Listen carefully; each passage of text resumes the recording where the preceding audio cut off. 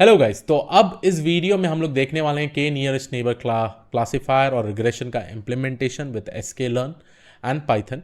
Already अपने previous video में हम लोग ने थ्योरेटिकल इंट्यूशन जान चुके हैं पूरा कंप्लीट। ठीक है, अब यहाँ पे मैं क्या करने वाला हूँ, एक डेटा सेट बनाऊंगा यूजिंग मेक क्लासिफिकेशन। उसके बाद उसको ट्रेन टेस्ट स्प्लिट करके और उसके बाद हम लोग के नियरेस्ट नेबर अप्लाई करेंगे और हम ये भी देखेंगे कि sklearn में कितने सारे पैरामीटर्स है, कैसे अलग अलग पैरामीटर है और जो जो हम लोग ने थ्योरेटिकल में कवर किया था वो ही सारे पैरामीटर्स बेसिकली यूज होते हैं। तो चलिए एज यूजुअल हम लोग पहली बात तो सारे इंपॉर्टेंट लाइब्रेरीज इंपोर्ट कर देते हैं। यहाँ पे तो इंपोर्ट मैंने कर दिया है। यहाँ पे मैं डेटा सेट बना रहा हूँ 1000 ऑब्जर्वेशन के साथ, 3 टोटल फीचर्स के साथ, और ये जो नंबर ऑफ क्लासेस है 2 है, तो ये मेरा बाइनरी होगा। अब 3 भी कर सकते हैं, 4 भी कर सकते हैं, it is up to you. ठीक है, तो यहाँ पे मैंने डेटा सेट बना दिया है और ये सारा स्टेप्स फिर से रिपीटेड है गाइस, कुछ नया नहीं है क्योंकि ये सारा चीज़ को मैंने पहले भी पढ़ाया है। उसके बाद हम लोग चलते हैं ट्रेन टेस्ट स्प्लिट में। उसके बाद ट्रेन टेस्ट स्प्लिट कर दी हम लोग ने। ट्रेन टेस्ट स्प्लिट करना बहुत ही ज़रूरी है। अब चलिए, अगर मेरे को के नियरेस्ट नेबर क्लासीफायर इंपोर्ट करना है तो मैं ये इंपोर्ट करूँगा फ्रॉम sklearn.neighbors इंपोर्ट के नेबर्स क्लासीफायर। अब के नेबर्स क्लासीफायर अगर आप sklearn में देखेंगे, हमारे पास बहुत सारे पैरामीटर्स होते हैं जिसको हम लोग समझते हैं। तो यहाँ पे पहला पैरामीटर जो है n_neighbors इज इक्वल टू 5। इसका मतलब आप k का वैल्यू क्या ले रहे हैं, बाय डिफॉल्ट 5 है। अब इन रियल वर्ल्ड सिनेरियो आपको डिफरेंट वैल्यू से चेक करना पड़ता है। अगर आपका डेटा सेट बड़ा होते जा रहा है तो k का वैल्यू डेफिनेटली चेंज होगा। ठीक है, बट बाय डिफॉल्ट हम यहाँ देख पा रहे हैं k का वैल्यू 5 है। ठीक है, और उसके बाद वेट्स एक अच्छा इंपॉर्टेंट पैरामीटर है क्योंकि यहाँ वेट्स में ना 2 पैरामीटर यूज होता है, आइदर यूनिफॉर्म और डिस्टेंस। पहले डिस्टेंस के बारे में समझते हैं। Weight points by the inverse of their distance. इसका मतलब क्या है? In this case, a closer neighbor of a query point will have a greater influence than the neighbor which are further away. ठीक है, तो जो जो नज़दीक वाले नेबर्स हैं उनको ज़्यादा इंपॉर्टेंस दिया जाता है डिस्टेंस के केस में, और जो दूर दूर नेबर्स होते हैं उनको स्पेसिफिकली कम दिया जाता है। ठीक है, importance with respect to the distance.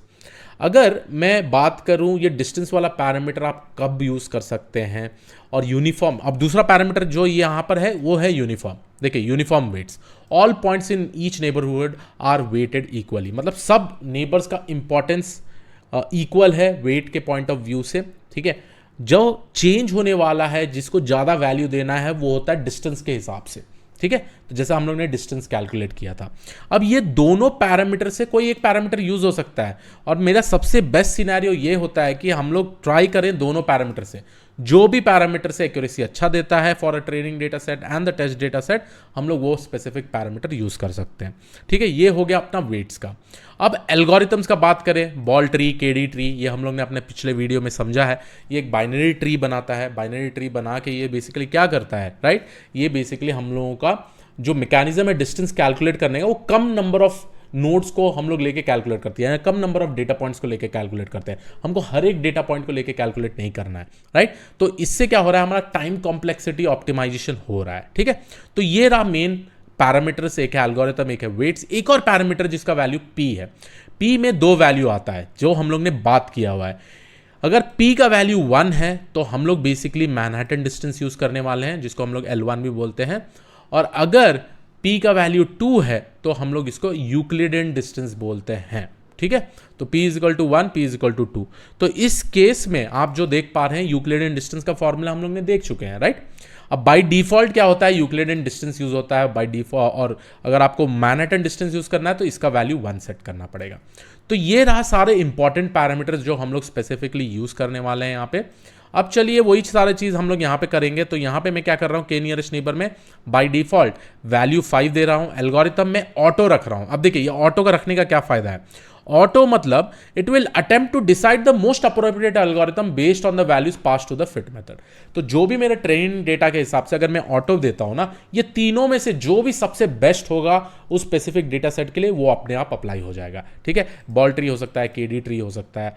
ठीक है, तो उसके हिसाब से मैंने यहाँ ऑटो दे दिया। और बाय डिफॉल्ट बाकी सारे पैरामीटर्स तो आप ऑब्वियसली हाइपर पैरामीटर ट्यूनिंग के साथ खेल सकते हैं। और यहाँ पे मैं p इज इक्वल टू 2 दिया हूँ। इसका मतलब जब भी मैं ऐसे टाइप के पॉइंट्स देखूँ ना जो हायर डायमेंशन में होते हैं, उसके लिए हम लोगों को बेसिकली यूक्लिडियन डिस्टेंस ही यूज़ करना पड़ता है। बट अगर आपको ये पैरामीटर सेलेक्ट करना है, आप प्ले कर सकते हैं। तो यहाँ पे हो गया मेरा बाय डिफॉल्ट पैरामीटर्स, उसके बाद मैंने फिट कर दिया एक्स ट्रेन वाई ट्रेन में। अब नेक्स्ट स्टेप जो होगा वो मेरा प्रेडिक्शन होगा।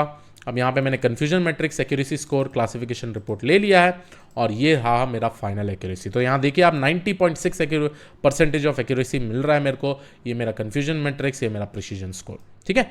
तो ये आइडिया था के नियरेस्ट नेबर क्लासीफायर का। अब मैं आपको एक टास्क देना चाहता हूँ। यहाँ पे मैंने अब आप मेरे को लगता है गाइज आपको अब टास्क ये कर लेना चाहिए, ठीक है, क्योंकि आप लोगों ने इतना प्रैक्टिस किया पाइथन।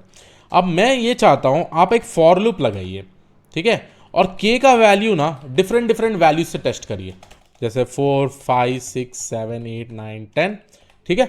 और ये सारे वैल्यूज से हर एक वैल्यू का एक्यूरेसी निकालिए और सबसे बेस्ट जो k वैल्यू है आपको वो फाइंड आउट करना है। सबसे बेस्ट k वैल्यू कैसे फाइंड आउट करेंगे? जिसका भी एक्यूरेसी हाई होता है जो भी k वैल्यू से, राइट। अब यहां पे मैंने मैन्युअली कर दिया, बाद में मैं 6 कर सकता हूं, इसको 7 कर सकता हूं। तो जो भी आपका सबसे बेस्ट k वैल्यू है आप वो वाला k वैल्यू निकालिए।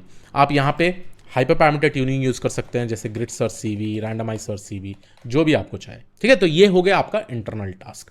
अब सिमिलरली मैं रिग्रेसर के बारे में बोलता हूँ। तो यहाँ पे मैंने रिग्रेशन एल्गोरिथम से अपना डेटा सेट बना दिया, ट्रेन टेस्ट स्प्लिट कर दिया, ये कर दिया, और यहाँ पे भी हम लोग सेम टाइप का ही पैरामीटर यूज़ करेंगे। और अगर मैं बात करूँ के नियरेस्ट नेबर के पॉइंट ऑफ व्यू से, यहाँ भी जो मेट्रिक्स यूज़ होता है वो होता है डिस्टेंस मेट्रिक्स, ठीक है। यहाँ पे देखिए बाय डिफॉल्ट मिनकाउस्की लिया हुआ है और p = 2 है वैल्यू, मतलब आप कौन सा वाला मेट्रिक्स यूज़ करने वाले हैं, it is nothing but Euclidean distance, है ना।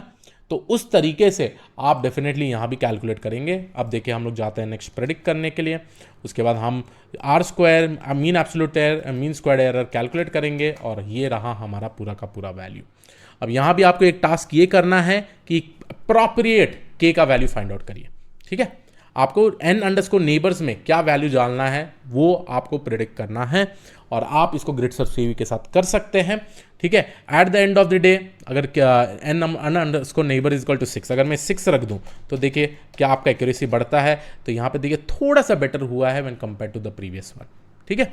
तो इस तरीके से आपको कोशिश करना है क्लासीफायर और रिग्रेसर का, ठीक है। तो yes, this was it, very simple machine learning algorithm. अब हम लोग क्या करेंगे, जब पहला एंड टू एंड प्रोजेक्ट करेंगे ना, जो भी क्लासिफिकेशन और रिग्रेशन हो, वो सारे एल्गोरिथम्स को हम लोग बेसिकली चेक करेंगे, जिसका एक्यूरेसी सबसे हाई होगा हम लोग वो वाला लेंगे, ठीक है। So yes, this was it from my side. I hope you like this particular video. I will see you all in the next video. Thank you.